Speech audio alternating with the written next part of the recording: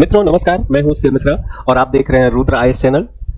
ये ऐसा चैनल है जो आपको बेहतरीन जानकारियां बहुत ही बेसिक कॉन्सेप्ट्स के साथ प्रोवाइड करता है और हमारा उद्देश्य है सर जटिल समस्याओं का यानी पढ़ाई लिखाई से रिलेटेड जो समस्याएं हैं उनका समाधान करना। आज का जो हमारा टॉपिक है वो है ब्रिटिश पीरियड में किस प्रकार सिविल सर्विसेज का डेवलपमेंट हुआ। उससे पहले आज हम जान लेते हैं कि लोक सेवाएं क्या होती हैं या लोक सेवाओं से संबंधित आज क्या व्यवस्था या क्या प्राविधान है। तो मित्रों मैं आपको बताना चाहता हूं कि भारत में जो सर्विसेज होती हैं, सर्विसेज का मतलब नौकरियां या सेवाएं, कुल 3 प्रकार की होती हैं। इसमें 3 प्रकार जब मैं कह रहा हूं तो मेरा ऐसे सरकारी नौकरियों से है। भारत में सरकारी नौकरियां 3 प्रकार की होती हैं। पहली नौकरी को हम कहते हैं मिलिट्री सर्विस या सैन्य सेवा कहते हैं। इसके जरिए आप सेना में जॉब कर सकते हैं, सेना में जा सकते हैं। यहाँ हमारे भारत में आप अच्छी तरह से जानते हैं कि सैन्य सेवाओं में सैनिकों की भर्ती की जाती है। इसके अलावा जो कमांडिंग ऑफिसर्स होते हैं उनके लिए एग्जाम अलग यूपीएससी कंडक्ट कराती है, चाहे वह एनडीए के माध्यम से हो और चाहे सीडीएस के माध्यम से हो।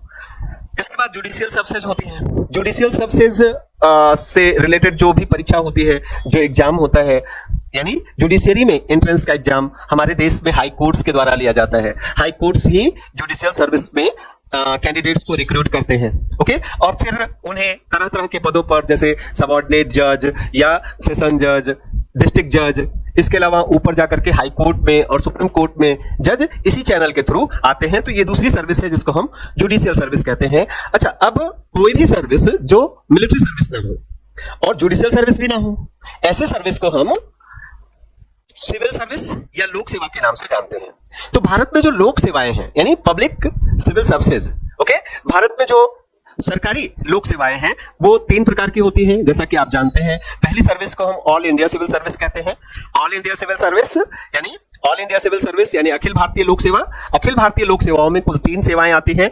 एक को हम कहते हैं आईएएस, ये ऑल इंडिया सर्विस है। इसके अलावा दूसरा होता है आईपीएस, ये दूसरी सर्विस है। और तीसरा होता है IFS यानी Indian forest service, Indian administrative service, Indian police service और इंडियन फॉरेस्ट सर्विस। इन्हें हम अखिल भारतीय सेवा कहते हैं। जब हम अखिल भारतीय सेवा कहते हैं तो इसका मतलब होता है कि ये केंद्र और राज्य की सीमाओं का जो बंधन होता है उसके बियॉन्ड यानी उसके परे है। इसका कहने का मतलब ये हुआ कि एक आईएएस अपनी सर्विस सेंट्रल गवर्नमेंट को भी दे सकता है और जरूरत पड़ने पर स्टेट गवर्नमेंट को भी दे सकता है। नॉर्मली क्या होता है कि जो सेंट्रल गवर्नमेंट के एम्प्लॉय होते हैं वो स्टेट सर्विसेज में या स्टेट गवर्नमेंट के अधीन अपनी नौकरी नहीं कर सकते हैं। इसी तरह से स्टेट गवर्नमेंट के जो एम्प्लॉय होते हैं वो सेंट्रल गवर्नमेंट में जॉब नहीं कर सकते हैं या सेंट्रल गवर्नमेंट के किसी डिपार्टमेंट में काम नहीं कर सकते हैं। लेकिन इन सीमाओं से परे जो ऑल इंडिया सर्विस होती है, ऑल इंडिया सर्विस के जो भी सर्वेंट्स होते हैं, सिविल सर्वेंट्स होते हैं, चाहे वो आईएएस हो, चाहे वो आईपीएस हो, चाहे वो इंडियन फॉरेस्ट सर्विस के एम्प्लॉय हो, ये स्टेट गवर्नमेंट और सेंट्रल गवर्नमेंट दोनों को ही अपनी सर्विस प्रोवाइड कर सकते हैं। तो ये 3 सेवाएं, केवल 3 सेवाएं हैं जिन्हें हम ऑल इंडिया सिविल सर्विस कहते हैं। और अगर कभी नीड पड़े, कभी जरूरत पड़े और चौथी ऑल इंडिया सिविल सर्विस भी बनानी हो, एक चौथी ऑल इंडिया सिविल सर्विस का भी निर्माण या गठन करना हो तो यह कार्य राज्यसभा के द्वारा किया जाता है। ऐसा हमारे संविधान में प्राविधान किया गया है। ऑल इंडिया सिविल सर्विसेज के बाद जो दूसरी सर्विस होती है, दूसरी सेवा होती है, उसे हम केंद्रीय सेवा कहते हैं। यानी जो लोग केंद्रीय सेवा या सेंट्रल सर्विसेज में जॉब करते हैं वो सेंट्रल गवर्नमेंट के एम्प्लॉय कहलाते हैं। जैसे भारतीय रेल में काम करने वाले लोग, जैसे इंडियन पोस्ट ऑफिस में काम करने वाले लोग, जैसे इंडियन टेलीकम्युनिकेशन सेक्टर में काम करने वाले लोग, इंडियन स्टैटिस्टिकल सर्विसेज में काम करने वाले लोग, इंडियन इंजीनियरिंग सर्विसेज में काम करने वाले लोग, इंडियन रेवेन्यू सर्विसेज में काम करने वाले लोग, ये सारे के सारे लोग सेंट्रल गवर्नमेंट के एम्प्लॉय होते हैं। ये स्टेट गवर्नमेंट को अपनी सेवा, राज्य सरकार को अपनी सेवा नहीं दे सकते हैं।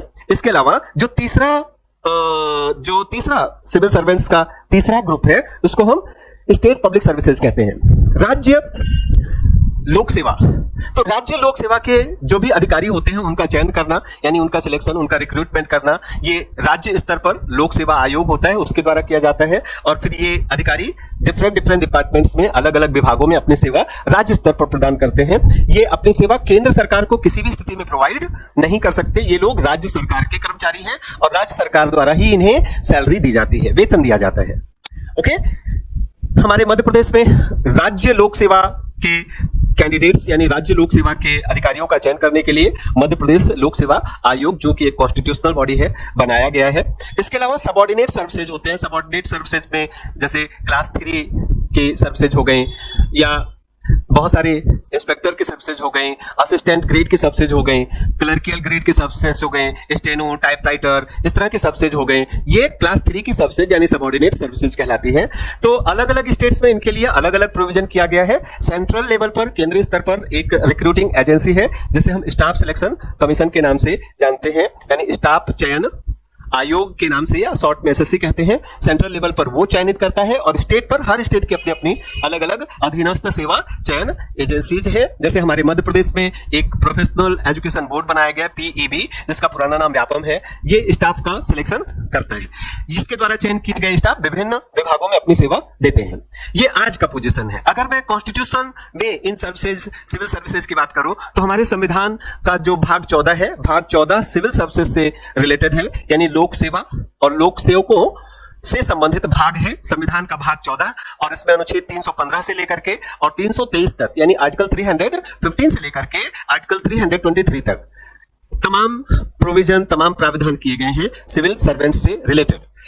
अब ये तो आज की व्यवस्था हो गई। कुछ बातें अगर मैं आपको और बताना चाहूं तो हमारे यहां आज जो इंडियन सिविल सर्विस, जिसको हम मुख्य यानी मेन सर्विस कहते हैं, जो सबसे मुख्य सेवा होती है, उसे हम आईएएस के नाम से जानते हैं। सबसे बड़ी सर्विस होती है आईएएस। ओके, तो जो आईएएस यानी इंडियन एडमिनिस्ट्रेटिव सर्विसेज है, इंडियन एडमिनिस्ट्रेटिव सर्विसेज में जाने के लिए यूपीएससी द्वारा एक एग्जाम हर साल कंडक्ट किया जाता है, यूनियन पब्लिक सर्विस कमीशन द्वारा। उस एग्जाम में जो भी कैंडिडेट अपीयर होना चाहते हैं, सबसे पहली चीज उसकी मिनिमम एज 21 ईयर कंप्लीट होनी चाहिए, 21 वर्ष की आयु कंप्लीट होनी चाहिए, और अधिकतम उम्र सामान्य वर्ग के लिए 32 वर्ष की आयु है। सामान्य वर्ग के लिए ही इसमें 6 अटेम्प्ट्स यानी 6 बार सामान्य वर्ग का जो एस्पिरेंट है, जनरल कैटेगरी का जो एस्पिरेंट है, वो 6 बार ये एग्जाम दे सकता है, यानी 6 अटेम्प्ट्स का प्रोविजन किया गया है। ओके, ऐसे स्टेट्स के अपने अलग अलग नॉर्म्स होते हैं। हमारे मध्य प्रदेश लोक सेवा आयोग में ये जो भी स्टेट सिविल सर्विसेज होती हैं, उनके लिए मिनिमम एज 21 ईयर 21 वर्ष और मैक्सिमम एज 40 ईयर्स की 40 वर्ष की रखी गई है। इन सभी, चाहे सेंटर हो या स्टेट हो, सभी स्तरों पर एज में कैटेगरी वाइज रिलैक्सेशन भी मिला हुआ है। जैसे ओबीसी के लिए या एससी एसटी के लिए अलग अलग रिलैक्सेशन भी मिला हुआ है। अगर हम क्वालिफिकेशन की बात करें तो minimum qualification should be graduate. The candidate who is appearing in exam should be graduate. वो किसी भी यूनिवर्सिटी से मान्यता प्राप्त विश्वविद्यालय से उसे ग्रेजुएट या उसके पास बैचलर डिग्री होनी चाहिए। कुछ पद होते हैं जिनके लिए कुछ और terms conditions, physical terms conditions भी, हाइट्स वगैरह से रिलेटेड कंडीशंस भी हो सकती हैं। तो ये तो रही आज की जो हमारी सिविल सर्विस है उससे रिलेटेड प्रावधान या उससे रिलेटेड बातें। ओके, अब हम बात करते हैं कि आज जो हमारी सिविल सर्विस है, इंडियन पब्लिक सर्विसेज है, इंडियन सिविल सर्विसेज है, इनका डेवलपमेंट कैसे हुआ, एक क्रोनोलॉजिकल ऑर्डर में इनका विकास किस तरह से हुआ। जब हम इस बात की चर्चा करते हैं तो इसमें सबसे पहले जो प्रोविजन आता है, इसमें सबसे पहले जो प्रावधान आता है वो आता है, सबसे पहला प्रयास है लॉर्ड कॉर्नवालिस का। लॉर्ड कॉर्नवालिस बंगाल के दूसरे गवर्नर जनरल थे। लॉर्ड कॉर्नवालिस को भारत में लोक सेवाओं का जनक भी कहा जाता है। He is also known as the father of civil services in India. उन्होंने सिविल सेवाओं के पूर्ण यूरोपीयकरण की नीति का पालन किया। इसका मतलब होता है कि वो चाहते थे कि जो सिविल सर्विसेज होती हैं, सिविल सर्विसेज में जो हायर पोस्ट होते हैं यानी उच्च पद होते हैं, उस पर किसी भारतीय की भर्ती ना की जाए, यानी पूरी तरह से यूरोपियंस ही सिविल सर्वेंट होने चाहिए, इंडियंस सिविल सर्वेंट नहीं नियुक्त किए जाने चाहिए।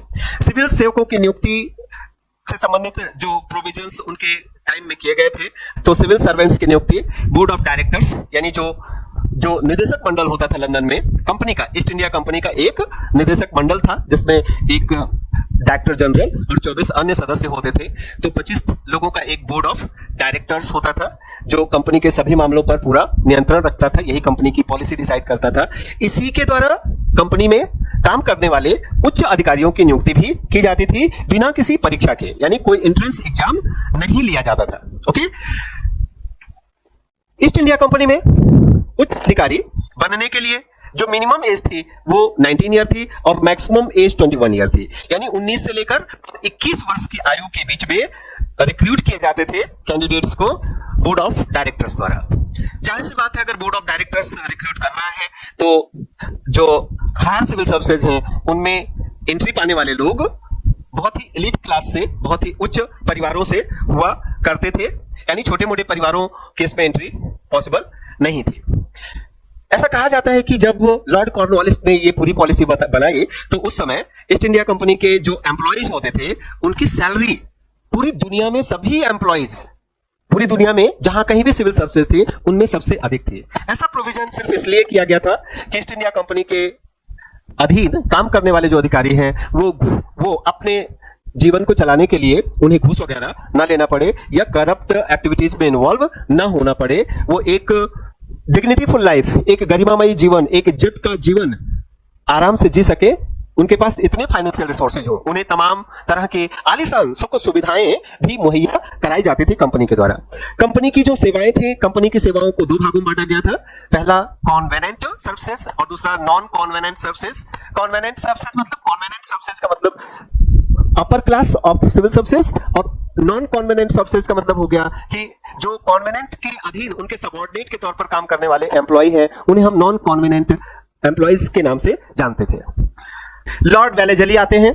Lord Wellesley governor general of Bengal. Lord Wellesley ने सन 1800 में कलकत्ता में सिविल सेवकों के प्रशिक्षण के लिए एक कॉलेज की स्थापना की, जिस कॉलेज का नाम फोर्ट विलियम कॉलेज रखा गया। हालांकि कंपनी के जो बोर्ड ऑफ डायरेक्टर्स के मेंबर्स थे उन्होंने वेलेजली के इस प्रपोजल को एक्सेप्ट नहीं किया और 1806 में उनकी ट्रेनिंग के लिए ईस्ट इंडिया कंपनी ने लंदन में ही एक कॉलेज की स्थापना की जिसका नाम था हैलीबरी कॉलेज। तो जो भी सिविल सर्वेंट्स रिक्रूट किए जाते थे कंपनी के लिए वो लंदन में ही हैलीबरी कॉलेज में उनकी पहले ट्रेनिंग होती थी और ट्रेनिंग के बाद फिर उन्हें भारत में भेजा जाता था। इसके बाद चार्टर एक्ट ऑफ 1833 की बात करते हैं। 1833 का चार्टर एक्ट आया। 1833 के चार्टर एक्ट में जो बोर्ड ऑफ डायरेक्टर्स के मेंबर थे, यानी जिसकी चर्चा अभी मैंने थोड़ी देर पहले की कि कंपनी का बोर्ड ऑफ डायरेक्टर्स था जिसमें एक अध्यक्ष और 24 सदस्य होते थे। तो 25 लोगों का एक बोर्ड ऑफ डायरेक्टर्स था जो कंपनी के सभी मामलों में महत्वपूर्ण निर्णय या डिसीजन मेकिंग किया करता था। इसके अलावा कंपनी पर सरकार का भी अच्छा कंट्रोल रहे, कंपनी पर सरकार का भी अच्छा नियंत्रण रहे, इसके लिए एक बोर्ड ऑफ कंट्रोल बनाया गया था। तो इस 1833 के एक्ट से बोर्ड ऑफ कंट्रोल के जो मेंबर्स थे, यानी नियंत्रक मंडल जिसे हम कहते थे, नियंत्रक मंडल के सदस्यों को भी ये राइट, ये अधिकार, ये पावर दिया गया कि वो कंपनी के कुछ सिविल सर्वेंट्स नॉमिनेट कर सकते हैं या रिक्रूट कर सकते हैं, उन्हें भी ये अधिकार मिल गया। इसके बाद चार्टर एक्ट ऑफ 1853 आया। 1853 का चार्टर एक्ट आया। इसमें अनिवार्य कर दिया गया कि भारत में जो भी सिविल सर्विसेज होंगी, जो भारतीय सिविल सर्वेंट्स हैं, वो सभी सर्वेंट्स रिक्रूट किए जाएंगे। एक प्रतियोगी परीक्षा के माध्यम से, एक कॉम्पिटिटिव एग्जाम के माध्यम से उनका रिक्रूटमेंट किया जाएगा। तो 1855 में, 1855 में पहली बार इंडियन सिविल सर्वेंट्स को यानी आईसीएस को रिक्रूट करने के लिए पहली बार 1855 में लंदन में परीक्षा का आयोजन किया गया। एकमात्र सेंटर था लंदन। जो कोई भी इस परीक्षा में पार्टिसिपेट करना चाहता हो, यानी कोई एस्पिरेंट अगर आईसीएस एग्जाम में पार्टिसिपेट करना चाहता हो तो उसके लिए कुछ शर्तें थी। पहली शर्त तो ये थी कि उसकी एज, उसकी उम्र 18 से और 23 साल के बीच में होनी चाहिए। उसकी दूसरी कंडीशन, उसकी दूसरी शर्त ये थी कि उसे अंग्रेजी भाषा और साथ साथ संस्कृत भाषा का अच्छा नॉलेज होना चाहिए। और तीसरी और सबसे महत्वपूर्ण बात ये थी कि उसे ये परीक्षा देने के लिए लंदन आना होगा। तो इस तरह से उस समय किसी भी भारतीय के लिए आईसीएस एग्जाम देना एक बहुत ही टफ जॉब था, एक बहुत ही मुश्किल काम था। लेकिन फिर भी 1864 में, 1864 में सत्येंद्रनाथ टैगोर जी, सत्येंद्रनाथ टैगोर जो कि रविंद्र नाथ टैगोर के बड़े भाई थे, उन्होंने पहली बार ये आईसीएस एग्जाम क्वालिफाई किया, उन्होंने ये एग्जाम क्लियर किया और इस तरह से सत्येंद्रनाथ टैगोर भारत के पहले आईसीएस ऑफिसर बने, यानी first Indian to be the ICS officer, यानी पहले भारतीय जिन्हें आईसीएस के रूप में सिलेक्ट किया गया। इसके बाद लॉर्ड मैकाले की अध्यक्षता में एक कमेटी बनी, एक समिति बनी। ये 1853 का जो एक्ट था उसी के प्रोविजंस को, यानी उसमें जो प्रोविजन किए गए थे उन प्रोविजंस को पूरा करने के लिए, उन प्रोविजंस को कैसे लागू किया जा सकता है, इस पर रिपोर्ट देने के लिए लॉर्ड मैकाले की अध्यक्षता में एक कमेटी यानी एक समिति बनाई गई, जिसे मैकाले कमेटी के नाम से या committee on Indian civil services, committee on ICS के नाम से भी जाना जाता है। इस समिति ने कुछ प्रोविजन किए कि हैलीबरी कॉलेज में प्रवेश के लिए, यानी वो कॉलेज जहां से ट्रेनिंग लेकर के आईसीएस ऑफिसर्स को रिक्रूट किया जाएगा, उसमें प्रवेश के लिए 18 से 25 वर्ष की आयु निर्धारित की गई। और समिति ने सुझाव दिया कि उम्मीदवारों का जो चयन है वो प्रतियोगी परीक्षा के माध्यम से किया जाए। और 1856 में बोर्ड ऑफ कंट्रोल ने अपनी पहली परीक्षा आयोजित की और 1864 में सत्येंद्रनाथ टैगोर को पहले भारतीय आईसीएस के रूप में चुना गया। इसके बाद इंडियन सिविल सर्विस एक्ट आया 1861 में। 1861 तक जो ईस्ट इंडिया कंपनी का शासन था वो खत्म हो चुका था और ईस्ट इंडिया कंपनी की जगह ले ली थी ब्रिटिश क्राउन ने। तो भारत में अंग्रेजी शासन शुरू हो गया था, यानी ब्रिटिश गवर्नमेंट का शासन शुरू हो गया था। तो उसी समय ये इंडियन सिविल सर्विस एक्ट आया 1861 में। इसमें प्रोविजन किया गया, इसमें यह प्राविधान किया गया कि कोई भी व्यक्ति, चाहे वह भारतीय हो या यूरोपीय हो, वो किसी भी पद पर नियुक्त किया जा सकता है। इसका मतलब हुआ कि इससे पहले यह प्रोविजन था कि जो कॉन्वेनेंट सबसेज होती है, कॉन्वेनेंट सबसेज में किसी भी भारतीय की नियुक्ति नहीं की जा सकती, यानी इंडिया में जो भी सिविल सबसेज थे उनमें उच्च पदों पर भारतीयों की नियुक्ति नहीं की जा सकती। लेकिन 1861 के इस एक्ट में यह प्रोविजन कैंसिल कर दिया गया और यह प्राविधान किया गया कि कोई भी भारतीय किसी भी पद पर नियुक्त किया जा सकता है। तो ये एक महत्वपूर्ण डेवलपमेंट था। इसके बाद स्टेटरी सिविल सर्विस आया, यानी वैधानिक लोक सेवा। इसमें यह प्राविधान किया गया कि जो कॉन्वेनेंट सिविल सर्विसेज हैं उनका पांचवां हिस्सा इंडियंस के द्वारा फिल किया जाना चाहिए। यानी पांचवां हिस्सा का मतलब हो गया कि जो 100 में से 20 आईसीएस ऑफिसर्स, 20 अधिकारी भारतीय होने चाहिए। इस तरह से ऐसा कह सकते हो कि 20% सीट्स इंडियंस के लिए इस स्टेटरी सिविल सर्विस एक्ट के द्वारा, जो कि 1879 में आया, इसके द्वारा 20% सीट्स इंडियंस के लिए रिजर्व किया गया। 1886 का साल आता है जिसमें एचेसन कमीशन बना। तो इसने क्या किया, एचेसन कमेटी ने, इसने भारत की सिविल सेवाओं को 3 श्रेणियों में विभाजित किया। पहली सर्विस इंपीरियल सर्विसेज, दूसरी सर्विस प्रोविंशियल सबसेस और तीसरी सबऑर्डिनेट सबसेस। इंपीरियल सबसेस को आप सेंट्रल गवर्नमेंट के सबसेस भी कह सकते हो, यानी इंपीरियल सबसेस में जो लोग रिक्रूट किए आते थे वो सेंट्रल गवर्नमेंट के लिए काम करते थे। इसके अलावा प्रोविंशियल यानी प्रांत स्तर पर प्रोविंशियल सबसेस थे और सबऑर्डिनेट सबसेस थे, इन दोनों के अधीन काम करने वाले जो लोअर स्टाफ होता है उसके लिए। एचएसएन कमेटी ने सिफारिश की कि उस परिषद के पास ये राइट होना चाहिए, ये अधिकार होना चाहिए कि वो भारत के संपूर्ण सिविल सेवा या लोक सेवा पर अपना नियंत्रण कर सके, भर्ती के मानदंड वही तय कर सके, एक्सेट्रा। इसके बाद इस्लिंगटन कमेटी आती है। इस्लिंगटन कमेटी 1912 में, इसमें लॉर्ड इस्लिंगटन की अध्यक्षता में एक लोक सेवा आयोग ने भारतीय करण के मुद्दे की जांच की, मतलब इस मुद्दे की जांच की क्या इंडियन सिविल सर्विसेज में इंडियंस को एंट्री दी जानी चाहिए। आयोग ने भारतीय सिविल सेवा तक पहुंचने के लिए 2 तरह के चैनल का समर्थन किया। उसने कहा एक परीक्षा एग्जाम इंग्लैंड में होना चाहिए सभी के लिए, और दूसरा एक एग्जाम भारत में होना चाहिए केवल भारतीयों के लिए। इसने भारत सरकार के तहत सेवाओं को वर्ग 1 और वर्ग 2 यानी क्लास 1 और क्लास 2 में विभक्त किया। इसके बाद गवर्नमेंट ऑफ इंडिया एक्ट आया 1919, भारत शासन अधिनियम 1919 आया। इसमें इंडियन सिविल सर्विसेज को 3 भागों में या 3 समूहों में वर्गीकृत किया। एक को कहा गया ऑल इंडिया सिविल सर्विसेज, दूसरे को कहा गया प्रोविंशियल सर्विसेज और तीसरे को कहा गया सबऑर्डिनेट सर्विसेज। 1922 में सिविल सेवा आयोग की देखरेख में इलाहाबाद में पहली बार फर्स्ट टाइम इंडिया में सिविल सर्विसेज के लिए एंट्रेंस एग्जाम आयोजित किया गया, कंडक्ट कराया गया। कहां, पहला सेंटर भारत में रखा गया इलाहाबाद को। इसके बाद ली कमीशन, ये बहुत महत्वपूर्ण कमीशन है, ली कमीशन ऑफ 1923। ली कमीशन 1923 में आया।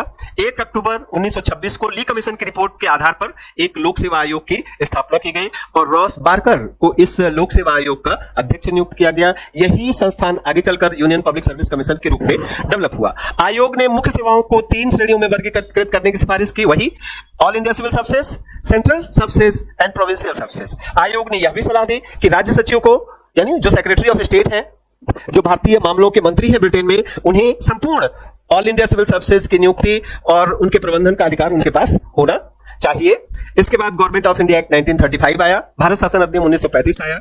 गवर्नमेंट ऑफ इंडिया एक्ट 1935 के अंतर्गत संघ के लिए एक लोक सेवा आयोग और प्रत्येक प्रांत में एक राज्य लोक सेवा आयोग के गठन का प्राविधान किया गया। इस अधिनियम के तहत प्रांतीय स्वायत्तता की शुरुआत के फलस्वरूप केवल 3 सेवाएं यानी भारतीय सिविल सेवा, भारतीय पुलिस सेवा और भारतीय चिकित्सा सेवा। यहां ये इंपॉर्टेंट रहेगा कि आज जो है वो ऑल इंडिया सिविल सर्विसेज में आज भी 3 सेवाएं हैं। एक इंडियन एडमिनिस्ट्रेटिव सर्विस यानी IAS, दूसरा आईपीएस इंडियन पुलिस सर्विस और तीसरा आईएफएस यानी इंडियन फॉरेस्ट सर्विस। लेकिन इस अधिनियम यानी भारत शासन अधिनियम में जो 3 ऑल इंडिया सिविल सर्विसेज की बात की गई थी उसमें आईएएस आईपीएस तो था, लेकिन इसके अलावा एक इंडियन मेडिकल सर्विसेज की बात की गई थी, उसमें इंडियन फॉरेस्ट सर्विसेज नहीं था, इंडियन मेडिकल सर्विसेज की बात की गई थी। और बाकी सभी सेवाएं जैसे भारतीय कृषि सेवा, भारतीय पशु सेवा, शैक्षणिक सेवा या शिक्षा सेवा, इंजीनियर सर्विसेज, इंजीनियरों की सेवा, ये सब कुछ प्रांतीय सूची में डाल दिया गया। इनकी नियुक्ति का प्राविधान प्रांतों को करना था। तो इस तरह से भारत में लोक सेवाओं का क्रमिक विकास हुआ। 26 जनवरी 1950 को जब हमारा देश का संविधान लागू हुआ, उस दिन भारत की जो सिविल सर्विस की सबसे बड़ी रिक्रूटिंग एजेंसी यानी यूनियन पब्लिक सर्विस कमीशन है, यूनियन पब्लिक सर्विस कमीशन को संविधान के तहत संवैधानिक दर्जा प्राप्त हुआ। और इसके बाद की जो स्थिति है वो मैं सबसे पहले ही आपसे इस वीडियो की शुरुआत में ही डिस्कस कर चुका हूं। तो उम्मीद करता हूं कि जो भी जानकारियां मैंने दी इंडियन सिविल सर्विसेज के डेवलपमेंट से रिलेटेड, वो जानकारियां आपके लिए काफी महत्वपूर्ण है। और इस सेशन से कई सारे प्रश्न, कई सारे क्वेश्चन ऐसे बनते हैं कि जैसे एचेसन कमेटी का संबंध किससे है, या ली कमीशन का संबंध किससे है, या जो लॉर्ड मैकाले थे, लॉर्ड मैकाले ने सिविल सर्विसेज पर अपनी रिपोर्ट कब दी, या भारत में पहली बार आईसीएस एग्जाम कहां कंडक्ट कराया गया। इस तरह से बहुत सारे छोटे छोटे फैक्ट्स बनते हैं जो विभिन्न प्रतियोगी परीक्षाओं के लिए काफी इंपॉर्टेंट है। उम्मीद है ये वीडियो आपके लिए लाभप्रद होगा।